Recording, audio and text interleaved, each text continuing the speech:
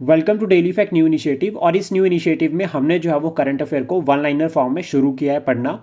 और हमारा core target यही रहेगा कि जितने भी जो करंट अफेयर्स है न्यूज़ में मेंशन्ड है उसको वन लाइन फॉर्म में जो है वो डिस्कस करेंगे, ताकि हम जो है क्विक रिवीजन कर सके। आज जो है हम December 4 2024 के कुछ इंपॉर्टेंट जो करंट अफेयर है उनको डिस्कस करेंगे। प्लस पहले मैं आपको बताना चाहूँगा कि हमने जो है वो GS2 के रिगार्डिंग जो है वो मेंस बैच शुरू किया है, यानी कि हम जो है वो मेंस बेस्ड क्लासेस भी कर रहे हैं और साथ में आंसर राइटिंग भी कर रहे हैं। तो अगर आप हमारे साथ जुड़ना चाहते हैं तो आप हमें टेलीग्राम पर कॉन्टैक्ट कर सकते हैं, एज वेल एज आप हमारे इनिशिएटिव्स को यूट्यूब पर चेक भी कर सकते हैं with respect to the demo classes. तो शुरुआत करते हैं कुछ इंपॉर्टेंट करंट अफेयर 4 दिसंबर 2024 के। तो इसमें सबसे पहली जो न्यूज़ रहेगी वो रहेगी international day of person with disabilities. ये बहुत इंपॉर्टेंट रह सकता है, स्पेशली अगर हम बात करें पुलिस के एग्जाम को लेकर कि जो न्यू सिलेबस आया है उसमें एक जो क्वेश्चन रहेगा वो डे से रिलेटेड रह सकता है, क्योंकि सिलेबस में जो वो प्रॉपरली जो है वो डायरेक्टली मेंशन किया गया है कि जितने इंपॉर्टेंट डेज है वो जो है वो एग्ज़ाम में पूछे जा सकते हैं। तो हम जो है वो इसको याद कर सकते हैं, ये बहुत इंपॉर्टेंट रहेगा। और थीम की अगर हम यहाँ पर बात करें तो थीम है amplifying the leadership of person with disabilities for an inclusive and future and sustainable future. तो ये इंपॉर्टेंट रहेगी थीम भी एग्जाम में पूछी जा सकती है, प्लस साथ में जो है वो ये डे याद करके रखना है। देन उसके बाद नेक्स्ट न्यूज़ की अगर हम बात करें तो वो है Asia Oceania meteorological satellite user conference. ये कॉन्फ्रेंस जो है वो शुरुआत हुई थी 2010 में, और चाइना ने जो है वो इस कॉन्फ्रेंस की शुरुआत की थी। देन उसके बाद एनुअली जो है वो ये कॉन्फ्रेंस होती आ रखी है, और इस बार होस्ट किया है इंडियन मेटोलॉजिकल डिपार्टमेंट ने, जो कि मिनिस्ट्री ऑफ अर्थ साइंस के अंडर आता है, यानी कि भारतीय सरकार ने इसको जो है वो लॉन्च किया। IMD की अगर हम बात करें तो ओल्डेस्ट ऑर्गेनाइजेशन है, 1875 में ये बनी थी।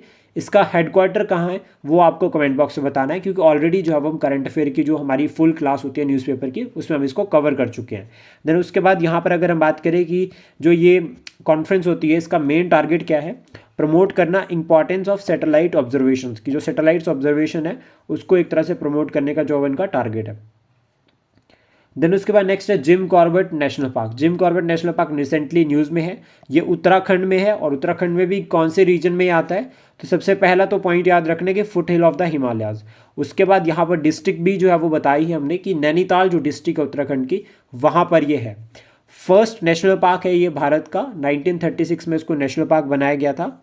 और प्रोजेक्ट टाइगर जो कि 1973 में लॉन्च किया गया था टाइगर कंजर्वेशन से रिलेटेड, ये भी जो है वो यहाँ से लॉन्च किया गया है, तो इसलिए इंपॉर्टेंट रहता है। और टोटल टाइगर रिजर्व्स की अगर हम बात करें तो अभी मध्य प्रदेश में एक और टाइगर रिजर्व बन गया है। मध्य प्रदेश में टोटल जो है वो 8 टाइगर रिजर्व हो गए हैं। नेशन वाइड अगर हम बात करें तो 56th जो है वो आपका छत्तीसगढ़ में बना था, और 57th जो है वो अब जो है वो ये जो रिसेंटली बना है। इसके बारे में आपको इसका नाम जो है वो आपको कमेंट बॉक्स में बताना है, क्योंकि हम इसको ऑलरेडी बहुत अच्छे से कवर कर चुके हैं हमारी प्रीवियस क्लास में। देन उसके बाद नेक्स्ट जो वो है वो एक्सरसाइज हरिमऊ।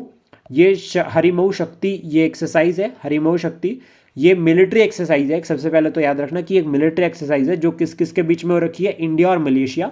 इसका जो 4th एडिशन है वो मलेशिया में हुआ, तो एडिशन भी पूछा जा सकता है। और इस बार अलाइड का जो प्रीलिम्स का एग्जाम हुआ था वहाँ पर ऑलरेडी जो है वो एक एक्सरसाइज पूछी गई है, मिलिट्री मित्रा शक्ति। तो इस तरह से ये क्लियर होता है कि जो एक्सरसाइजेज है जितने भी मिलिट्री या डिफेंस की एक्सरसाइजेज है डिफरेंट कंट्रीज़ के बीच में, भारत के पॉइंट ऑफ व्यू तो स्पेशली इंपॉर्टेंट एग्जाम में पूछी जा सकती है। देन उसके बाद मिनिस्ट्री ऑफ आयुष की अगर हम बात करें तो ये 2014 में बनाई गई थी, और 10 साल जो है वो इसको कंप्लीट हो चुके हैं। उसके बाद एक टर्म की अगर हम बात करेंगे, ये इकोनॉमी से लिंक करती है, विंडफॉल टैक्स। विंडफॉल टैक्स को हम बहुत सिंपल तरीके से अगर समझें तो क्या होता है, जनरली टैक्स लगाया जाता है किसी भी कंपनी की इनकम पे। अब यहाँ पर क्या हुआ कि कोई अनप्रेसिडेंटेड चेंजेस हो गए, कुछ अनफेवरेबल इकोनॉमिक कंडीशंस बन गई या फेवरेबल कंडीशंस बन गई, और किसी भी एंटिटी को या कंपनी को जब बहुत ज़्यादा प्रॉफिट हो गया। अब जनरली उसकी इनकम तो है वो 100 रुपये थी, 100 रुपये के अकॉर्डिंग सरकार ने प्रोविज़न बनाया था और उसके ऊपर टैक्स लग रहा था। लेकिन अब उसको जो प्रॉफिट हो गया वो हो गया 10,000 का। तो अब सरकार ने देखा कि इसका प्रॉफिट बहुत ज़्यादा हो गया, तो इसके ऊपर किस तरह से टैक्स लगाया जाए। तो उस टाइम जो टैक्स लगाया जाता है दैट इज़ विंडफॉल टैक्स। तो आई होप ये आपको क्लियर हुआ होगा। देन उसके बाद नेक्स्ट जो टॉपिक आता है वो ब्रिक्स बैंक के बारे में, और ये रिसेंटली आज न्यूज़ में है, फाइनेंस मिनिस्टर ने एक स्टेटमेंट दी है, उसके बाद ये टॉपिक और इंपॉर्टेंट हो जाता है। तो ब्रिक्स बैंक की अगर हम बात करें तो वो है NDB, न्यू डेवलपमेंट बैंक, जो कि 2014 में ऑफिशियली लॉन्च किया गया था थ्रू फर्टिलाइजर डिक्लेरेशन। और 2015 में जो है वो इसने काम करना शुरू किया था। इसका हेडक्वार्टर की अगर हम बात करें तो शंघाई चाइना में है। इंडिया इसका मेंबर है, जितने भी ब्रिक्स मेंबर्स हैं वो इसके मेंबर हैं इस बैंक के। प्लस साथ में एक पॉइंट याद रखना है कि 55% शेयर जो है वो एनडीबी का ब्रिक्स मेंबर के पास रहेगा। देन उसके बाद बाकी कोई और मेंबर भी जो है वो उसको ज्वाइन कर सकता है। लेटेस्ट मेंबर जिसने एनडीबी को ज्वाइन किया है उसका नाम आपको कमेंट बॉक्स में बताना है, बहुत इंपॉर्टेंट रहता है, क्वेश्चन इस तरह से आ जाते हैं पेपर में। देन उसके बाद लास्ट में हम आज जो है वो कुछ इंपॉर्टेंट क्वेश्चंस भी साथ में डिस्कस करेंगे। तो सबसे पहला है रिसेंट जो है वो recent BRICS summit held in, जो आपको अभी रिसेंटली जो ब्रिक्स का समिट हुआ है वो कहाँ पर हुआ है। आपके पास ऑप्शन है Russia, China, Brazil, India.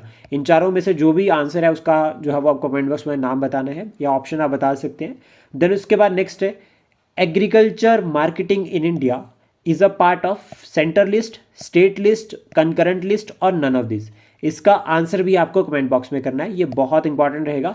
Even MSP की डिमांड जो है वो फिर से अभी जो है वो न्यूज़ में आ गई है कि लीगलाइज किया जाए एमएसपी को, और दोबारा से जो है वो फार्मर्स जो है वो प्रोटेस्ट कर रहे हैं, मार्च कर रहे हैं दिल्ली की तरफ, और दिल्ली चलो का जो है उनका मेन स्लोगन भी है। देन उसके बाद इंपॉर्टेंट क्वेश्चन और लास्ट क्वेश्चन रहेगा वो रहेगा कि project tiger launched by the government of India in which year. आपके पास ऑप्शन है 1973, 1974, 1976 और 1992। तो ये 3 क्वेश्चंस है, इनके आंसर आप कमेंट बॉक्स में कर सकते हैं। आई होप ये इनिशिएटिव आपको अच्छा लगा हो। जल्दी मिलते हैं डे 5 के साथ। Thank you, please support, share and subscribe daily fact.